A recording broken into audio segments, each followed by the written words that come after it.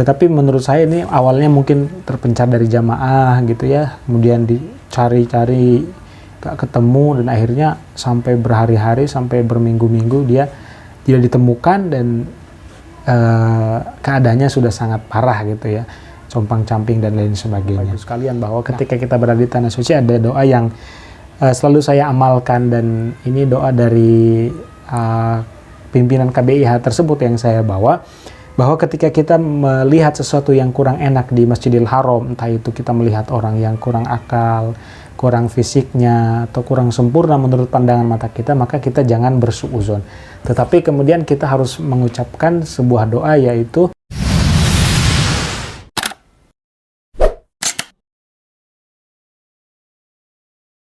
namun sebelum lanjut, mohon untuk subscribe, kemudian nyalakan lonceng notifikasinya, agar teman-temanlah yang pertama kali mendapatkan update video seputar Mekah, Madinah, dan juga seputar haji.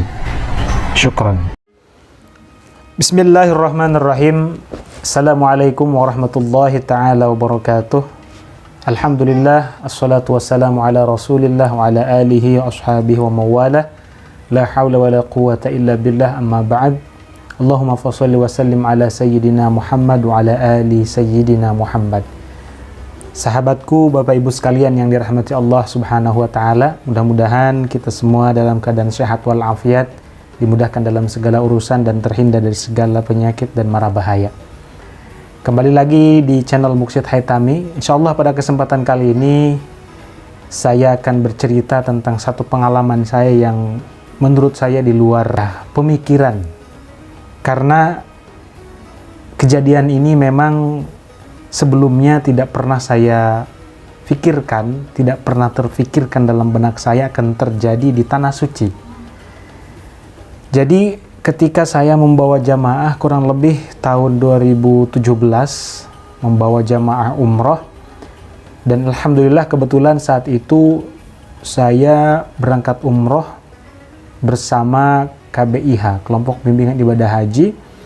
Salah satu pimpinannya adalah Kiai yang berasal dari Cakung, Jakarta Timur.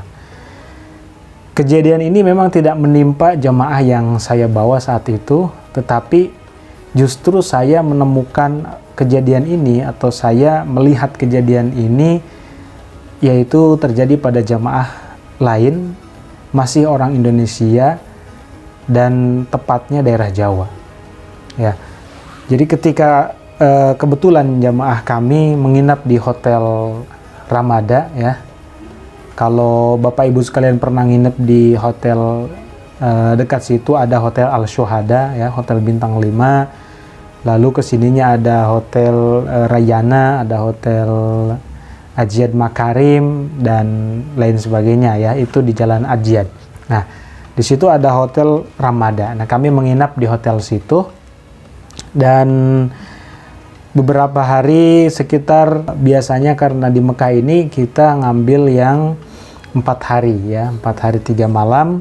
Nah, satu kejadian yang membuat saya miris, ya, atau membuat saya berpikir lebih dalam jadinya, kok bisa terjadi seperti ini, gitu ya, bahwa saya menemukan ada satu jamaah yang sedang memakai kain ihram, gitu ya, sedang memakai kain ihram, bapak-bapak gitu ya, separuh-paruh umur usianya ya paruh baya, sekitar umur 50-an tahun.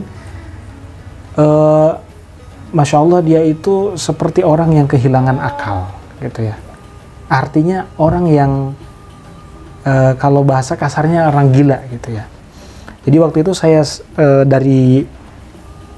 dari Masjidil Haram, ya, balik ke hotel gitu ya, ke Hotel Ramada, dan persis ketika saya mau masuk hotel itu ada jamaah tersebut sedang manggil-manggil nama daerahnya gitu ya. Tepatnya daerah yang dia panggil itu nama Jawa gitu ya. Jawa gitu ya. Dan saya lihat itu kain ihramnya itu sudah sangat kotor. Ya, sudah sangat kotor. Nah, karena saya merasa sebagai orang Indonesia gitu ya, dan saya merasa hati saya ini empati kepada orang tersebut, akhirnya saya beranikan diri saya gitu, walaupun orang lain pada menghindar. Kenapa? Karena sudah disangka orang gila gitu ya, orang udah kehilangan akal gitu ya, dengan walaupun masih menggunakan kain ihram lengkap ya, kain ihram atas dan bawah, tetapi sangat lusuh sekali, bahkan sangat ada yang sudah compang-camping, sudah sobek, bahkan dia digantungin makanan di lehernya mungkin sama orang-orang lain ya, orang-orang Arab, orang-orang yang berada di toko gitu ya, karena kasihan mungkin dia kasih makanan digantungin di lehernya. Akhirnya saya beranikan diri, saya coba komunikasi lah, walaupun nggak nyambung saat itu ya, nggak nyambung sama sekali. Jadi saya tanya, dia melongo gitu, saya tanya, "Bapak dari mana?" Dia cuman bilang dari dia cuman bilang Jawa gitu ya. Terus saya bilang, nanya nama gitu ya, nama bapak siapa, dia tidak menjawab. Kemudian berbagai pertanyaan yang saya lontarkan itu tidak direspon gitu ya, karena memang sudah sangat kehilangan akal sepertinya. Lalu akhirnya saya coba menelpon orang-orang yang ada di KJRI atau KBRI gitu ya. Dengan terlebih dahulu saya panggil polisi yang ada di sekitar situ, askar yang memang bertugas ya, kalau di kita mungkin Satpol PP gitu ya, bertugas di situ. Dan alhamdulillah polisi langsung datang ke situ, dan jamaah tersebut, orang tersebut langsung dibawa ke mobil dan dibawa ke kantor KBRI atau KJRI gitu ya. Pokoknya kantor yang ada orang Indonesia di sana, petugas orang-orang Indonesia di sana, untuk kemudian diurus gitu ya. Nah, yang ingin saya jelaskan juga di sini bahwa ketika kita membawa jamaah umroh, maka penting sekali kita menekankan kepada para jamaah itu untuk memakai ID card gitu ya, tanda pengenal. Karena di sana ada nama, ada nomor telepon mutawif, nomor telepon tour leader, ada nomor telepon pemilik travel biasanya yang tercantum di ID card tersebut. Maka ketika jamaah hilang gitu ya, atau terpencar gitu ya, itu akan mudah ditemukan. Nah, feeling saya, menurut saya jamaah ini awalnya mungkin ini terpisah dari rombongan. Kondisinya tidak bawa ID card, jadi terpisah dari rombongan. Ini feeling saya ya, wallahu alam, itu kalau sebenarnya terjadi kejadian sebenarnya seperti apa saya kurang tahu. Tetapi menurut saya ini awalnya mungkin terpencar dari jamaah gitu ya, kemudian dicari-cari gak ketemu, dan akhirnya sampai berhari-hari, sampai berminggu-minggu dia tidak ditemukan, dan keadaannya sudah sangat parah gitu ya, compang-camping dan lain sebagainya.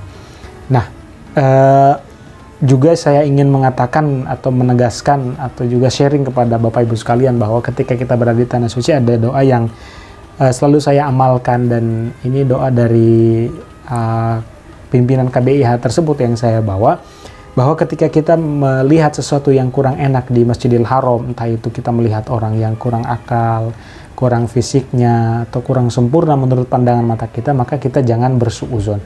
Tetapi kemudian kita harus mengucapkan sebuah doa, yaitu labbaik innal aish aishul akhirah.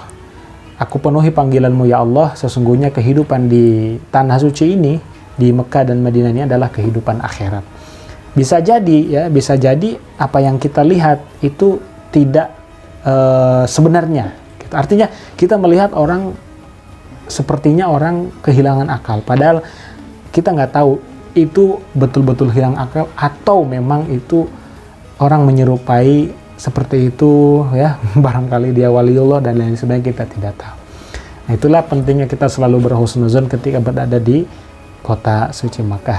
Terima kasih, barangkali video yang singkat ini dan cerita ini mudah-mudahan ada hikmahnya, ada manfaatnya, terutama bagi Bapak Ibu, teman-teman saudara sekalian yang ingin melaksanakan ibadah umroh, bahwa yang perlu kita benahi adalah hati kita semua sebelum kita berangkat menghadap ke Tanah Suci. Terima kasih. Wassalamualaikum warahmatullahi wabarakatuh.